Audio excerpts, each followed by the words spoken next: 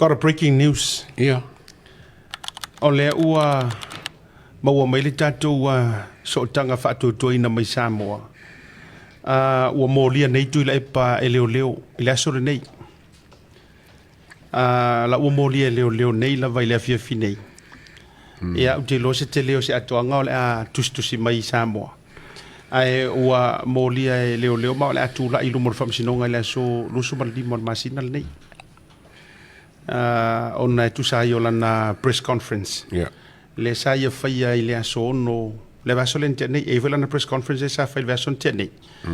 Ia, le ala ua wha mauni ai ona mōlianga e lima. Lima ona mōlianga. Ia, I just received that right now. From a very good intel. So tu le epa, ia, e o kousi sila mai. Mana tuan vai nga le fa so le uta penna le fia fil nei le nga le ana morianga manga kala yang fai fa sanga sunga la u le maleto pa to le o mo mai ia le news just now ia ola o mo lia e leo so o morianga fo ia on top mana tua mai le atoa o leanga won nga ko e won le fionga ta mai tai fa masino ia mata tua tanga loa e ese mai le kai milenga fai le hearing aina mai ele la pata inga so ia e ke koe la lau ma fai ngai kala. Aua koe fai skala. Lea lana ta oto mai a lea tangia mai. O le aso, vai aso le na tene le aso ono. Ia, lea ua, lea na iei lana press conference na. Lea na matua i toe alu ai fo i matua i fai lava mea lava le nei tasi.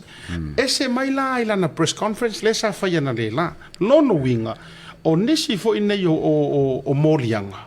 E ono whaau popo i runga o morianga e lima mai lana whaataratala noanga matustala o le vaiaso le na jenei.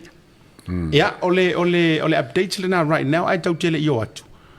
Ole tai au ana nei po le stai mo le auri le atu, ole sa whatoa umato i foisi ana mae le sa whai matusitala. Le ua oto atu i lunga, nisi o vaenga o ana mōlianga ia ua whaasara lau whaalau i tele. O le aia tā pena e mōlia ai le fionga i le ripare mia, le sunga i le laudi le mali toa. Ma o mōlianga nei e au fia, i whamai silia mara se fulu mona tupu. Ia au lea oto atu. E au fia ai o mōlianga i whamai ua au whaataua whanua uma le malo. O le isi mōlianga whamai ua whapea mai ua au ngao ia tupe ma whaataua i o whale i whafo. O le isi mōlianga i whapea mai ua au nofo ma tofi la u whanau i se tūlanga parapala e whaafai ngaruenga i tutonu o le malo. O isi a mōlianga i toe au fiai le whaatau o whale i whafo i tupe le malo. O le isi a mōlianga whaasanga i le fionga i pāle mia e whapea mai e mōlia i loa o le tangata na whasi o tia tu au. Ai whaasino i ale ala le sa nofo i o na autafa. O le isi a mōlianga e whapea mai e mōlia le pāle mia o se e winga se tangata e ingoa i a luaiva sa pu e se laata ia ma whapea mai o le tangata lea ua whaatonu e tuila e pa e na te tulou tangata valeina pe whasiotia le pālia na au le mali toa ia ma le si mōlianga malia la lea le kamaloa e whamai o le aia mōlia le pāle mia ona olona whaao ngai na pea o le suafa la au le mali toa i lana no foa inga. Ai olo o taoto i le whamasinonga se talosanga apili. Whamasinonga whanuma sofa se talosanga apili. E lea te tau wai ona whaonga ina le sofa laule le mali toa. Ia, o vaenga ia lea ua oto atu. Lei a tau wai whai mau ta whaasoa. I le nei vanga o le fiafi. A o lea la ua tau mai i le tātou so upu whaatua ina mai Samoa. Karosia e kusi mai se observer ia le newspaper fai tusi mai loa e o tona e le fai newspaper. Ai whaftai le tātou source whaatotoina. O la ua toe mōlia stoi ina le taimi le nei. E mōlianga i lima. Ia e whaopopo lava i mōlianga ia. Lea e mōlia i e le sunga e le whionga le ripan mea li atou. Ia, ngā sa o makamaka langa press conference lenga whai ngei. O whanau ko o ka oela whape o maru o lo fisalo leo whaianga mori anga ia nga e sao ngoe ngei a asiaka pe fiku e mori anga. Whako mai o wale se furua e ngō mai kaua nga mori anga pe ngā fiku. Ara ngō winga la ele o se lunga e whaise mori anga. O le lunga e kali le wala au mai o fisalo leo kaunga rwa. le la ku pol mo ka pule na moli ai leo na neisto ina ya pe atato wore ngana so uma na toso e leo na nei ya le ua fa maonia na tu te tala i tu na nei ya peyol au titua ia wai langa i dise kanga kai e fa ngofo foi pe o ma pe sola se mea o le la sa loka i leo ia tu le pana le la ia o le la ua tu fa maonia mai o le ua peyol i tu sto ina ia ua foi mo fa popo isi mo dia ngai lima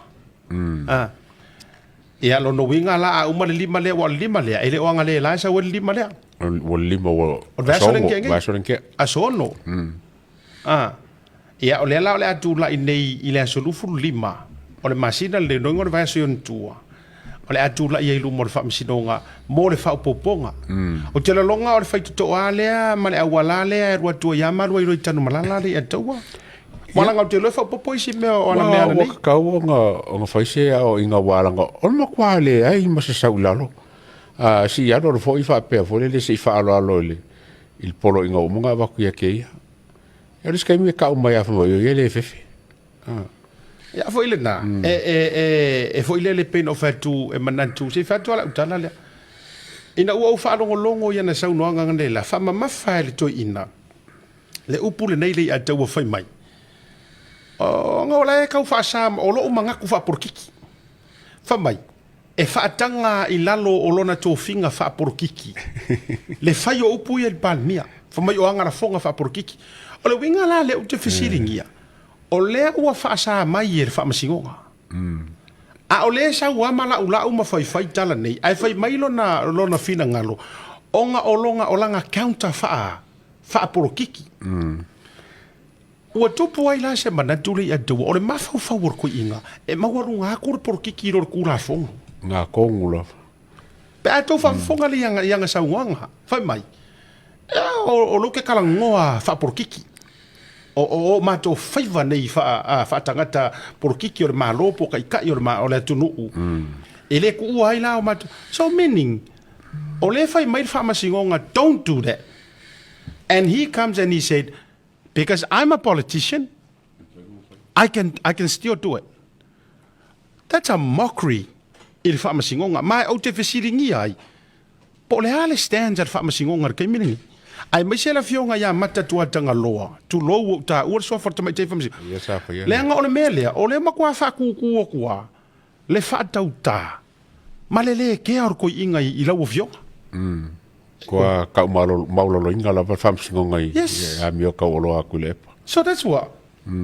O se contempt of court le ngā mea. Yes. Yeah. O so o lou fou. Wa e fou ua. Le whai unga lai au mai se sila le se senga. Se whaatula lau tala. Me o le se o le tangata wha maa aina ma le wha maua le atua. Ma le tangata tu loa e lo lokor ko wha. Ko ele leifo ilonga ma fau fau o inga. Kuro. Sila o ele tātou mo whainga e whaatala noa ia la fionga ya tuia. O ku ia for kaka porokiki.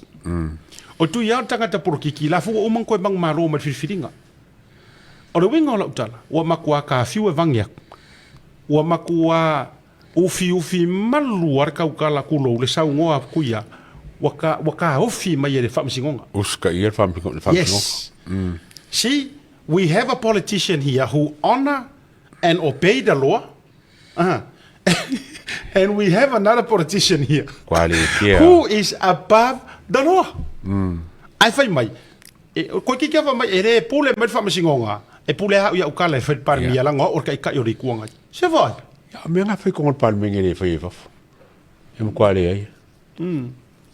Se vai rau ingo lau tala. Karo whai le, tu lau wa. Ai ua whai ma fianga, ia vaila ka kou mei wa kua mai ngia o kou ia le au whai le au le media ia leo ia kule epa. Le ala ua tau fetuli e whaosor ko inga. Le ala ua loka ngir ko inga e leo. Vai vaila au tau ia. Ala ua karkari e mai o. Tau te leo la e amor maasiasi. Le ala ua kou o, kulau kou karie. Ai ave ia leo le ko inga. Ai lepe au kari e po mama mai fo imala ko koe o. Le ala ua loka whawhetai ua toi peo li tua langa le atua. E se, o ka koe le ika personal. Ai o a whea ku ua i eringi, ku inga le mea. Le ala ino uwhai atu. sila oso mai fo ia langa whaakarangoanga ngai ga va ai la ia ile poluto lunga social media. It's polluted now with a lot of anger. Fo ngale wo matua wo kau ai mai e HRPP fa ma vai roa para mia langa wo kau fa vai. E paua leo lana ana vale na te faia fa leanga te fa leanga ke fa vivesi. Ya mana yesi na breaking news mo tatou ne fiafi. E lo wingo la tele kau ke le karo ia fa pengi. Ai se me ka kau on ka ku karo ai. O le ase fofo le ko inga fa fikaudi. O le ase fofo le fa fitaudi. Ana le la tava vai atu. Kwa vai. Veia fo kwa ala mai. Wa vai de ko inga. Makuwa vai. He's tired. He looks so, disorganized. Yeah. E kala ngor ko inga mo ingi. E kala mo ingi. E kala mo ingi. E kala mo ia ru ma fa lo wa ma fa lo. E vai ta tu ia. Ya le mela le lo tu lai mai. Wa halu fa asawea. To te sira fiali atawa. O mele le ma fa ko inga.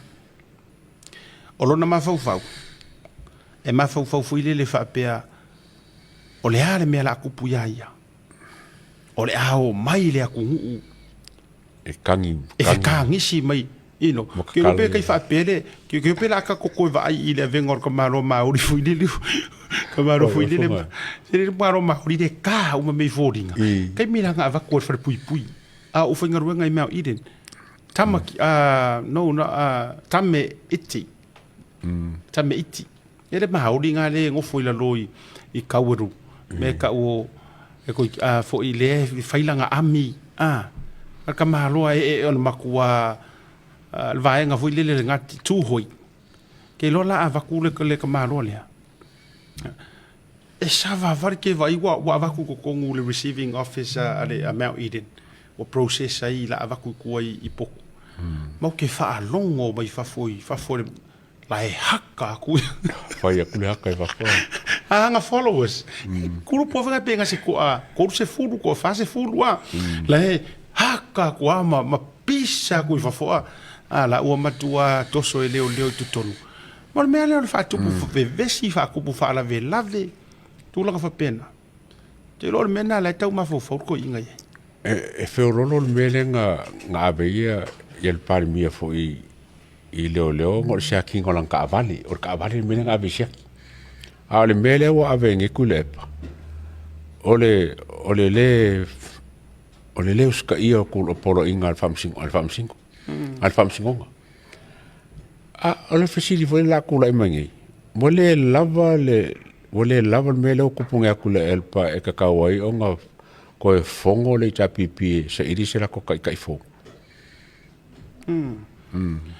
e para ai a velo fato matua para ai o se fa moe nga ia fongo koe e makua o ki le fa moe to o mai isi umalawa yai na ole nofo ma fa telingoto o le winga lo dala le atawa na ole nofo lava ma fa tali le va inga ngoto ia ele o ke longan mela tu lo ta wo fo ia faumuinga o vaelua o lo au ia makua akar mela o ir kemingi e nana te faiatu e matua fa tali ngo to lava le va ele ia se ke fo ile le ia fa kari ngo ko ia fa pe se ngo ko ia ko mai fia ko mai e ka pipi ia se mako ko fe punga mako fe ngisi mako wa paki Asia tole ole mangel ka fa so ngalela I le maka upu lava le sa ofisiningia ko I lo fionga I pela so manga ku ngale se senga o porkiki nge ka ko nge nyusila ia mal porkiki sa mo le mera de nge so ngome ia ku epa I langa kala langa fai and you said a really good example for ngale as to what it means ia ako ko vai for koing le mo se ka ko fi va ai ko o mo se ka makua I nge lava me it's it's such a shame. You know, wakakaunga kula e misi suinga fau kongo na HRPP la ko. Yung ko va ay nga fia laksen. The change of leadership shouldn't be dwelled on one person. Afa appears a collective effort mo le alunga lumo sa paki. Ia kula I mai yesisi. So ia ko lalos ko inga. Mo lava ia le. It's time to pass the ball, time to move forward. Ma lo fa tai ia le na. E pena te fai atu. HRPP ia ele kom fai. Yes. Tu lo wa fo I mana ia sa o le fina ngaro le fionga ia nai pa ele compare national HRPP. Because ole national. E ma lo si yaku le constitution ia laksen. That's national. National Laksen does not own the constitution. HRPP Kuilepa owns the constitution. So they can never be compared in national. Aquilo o kaimingi waka kau afa pe o fanga fa maungia le mele o fanga kulepa. Ma fai la kolongo sui a constitution ma vote out la constitution kwai. Maka si fa vai for le HRPP. Ya, ale winga na la tafa matalanga.